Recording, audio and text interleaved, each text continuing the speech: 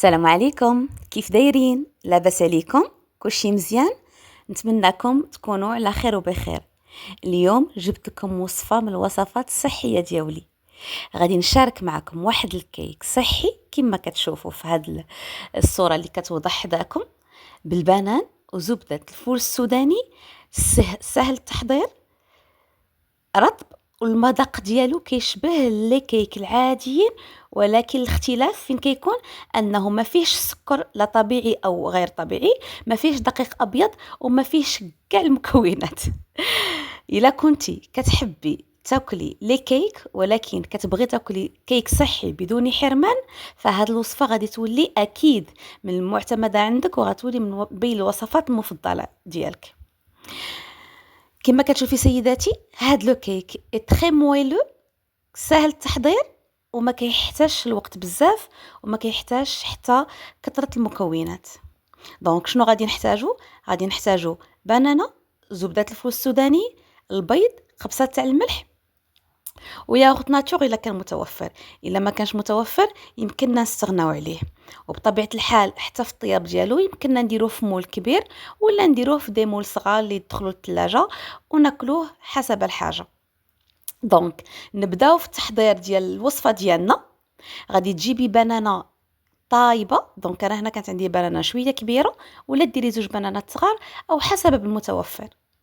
غادي تزيدي عليهم قبصه ديال الملح وزوج ديال البيضات، وغادي تبقاي تمعكيهم حتى يولي الخليط متجانس. من بعد غادي تزيدي الياغورت ناتور الا كان متوفر، وكما قلت لك الا ما كانش متوفر يمكن لك تستغني عليه. الا بغيتي تزيدي لا فاني ديريها، انا هنايا راني نسيتها في الوصفه. غادي نزيدو زبده الفول السوداني واللي هي كتعتبر مكون رئيسي واساسي و ميم طون سحري في الكيك. هي اللي غادي تعطينا داك القوام المتماسك للكيك ديالنا، يعني ما غاديش نزيدو نقطه نتاع الدقيق، لا دقيق صحي ولا دقيق غير صحي.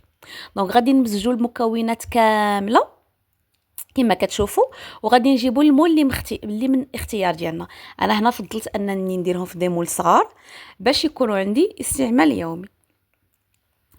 غادي ندهن المول ديالي بشويه تاع زيت الزيتون، كما انه يمكن لي نستغنى على هذه المرحله لان ديجا زبده الفول السوداني كتطلق الزيوت ديالها. غادي نقسم الخليط تاعي المتجانس والجميل، واللي اصلا تبغي تاكليه غير هكذاك من كتشم الريحه ديالو بلا ما تدخليه الفران، يعني لو كان ما كانش البيض. غادي نديرهم في ديمول اكيك، وغادي نمشي ندخلهم الفران يطيبوا. غادي نخليهم يطيبوا حتى يولي اللون ديالهم ذهبي من الفوق. انا صراحه كنت شعله عليهم غير من التحت. من بعد ما كدوز 12 13 دقيقه، ها هو الكيك ديالنا واجد. شفتوا كي كيجي محمر، اللون ديالو رائع، ريحته ما غاديش نقول لكم الريحه ديالو كي دايره حتى تجربوه. هاد الكيك كيتعتبر كيك صحي سهل ومشبع بزاف، لان زبده الفول السوداني غنيه بالبروتينات. شوفوا هنا القوام ديالو كيف غادي يجي. هنايا الكيك نورمالمون خاصني نصبر عليه حتى يبرد.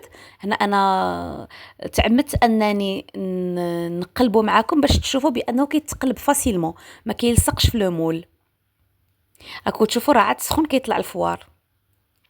صافي هنا غادي نحل وحده باش نوريها لكم، سينو ما غاديش ناكلها دابا حتى تبرد. كيجي سو فورم ديال الكيك ولا ديسير، كيما بغيتي تعتبريه اعتبريه. واكيد يمكن لك تزيدي الشوكولا نوار، تذوقيه بالشوكولا نوار ولا باي نوع من المكسرات عندك، ولا حتى زبده الفول السوداني ديريها هكا، تديها وتجيبيها خيوط ولا كيما بغيتي. انا كنفضل البساطه والسهوله، ما كنعذبش راسي.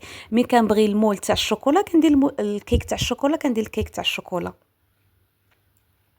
وما نساوش بان كما قلت لكم هذا الكيك راه ما فيه لا سكر لا حتى شي حاجه. البنان يلفي لافير، ديجا البنان راه حلو، كنكتفيو بالحلاوه ديال البنان.